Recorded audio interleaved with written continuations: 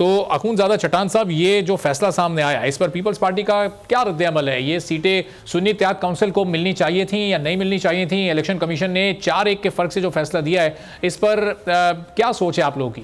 دیکھیے جی، جس طرح آپ نے فرمایا کہ یہ 4-1 سے یہ فیصلہ آ چکا ہے، ابھی فیصلہ ہے، نہ اس کا کوئی شارٹ آرڈر کسی نے پڑھا ہے، نہ ڈیٹیل فیصلہ کسی نے پڑھا ہے.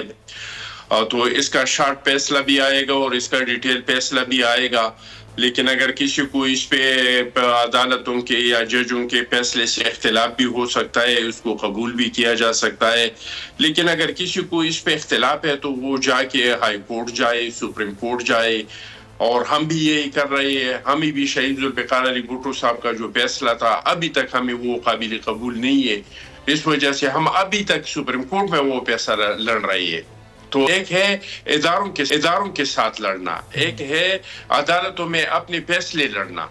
تو میں سمجھتا ہوں کہ اس فیصلے کے آڑ لے کے الیکشن کمیشن سے لڑنا یا ہائی کورٹ سے لڑنا یا سپریم کورٹ سے لڑنا یہ مناسب نہیں ہوگا. مناسب یہی ہوگا کہ اگر کسی کو یہ فیصلہ قابل قبول نہیں ہے، وہ سمجھتے ہیں کہ میرے حق تلفی ہوئی ہے، میرے ساتھ زیادتی ہوئی ہے، تو اس کے لیے راستے کھلے ہیں. وہ جا کے کسی اور جگہ ہائی کورٹ میں اپیل کرے، سپریم کورٹ میں اپیل کرے اور اپنا مقدمہ لڑے. سبسکرائب کریں اور بیل دبائیں تاکہ کوئی خبر رہ نہ جائے.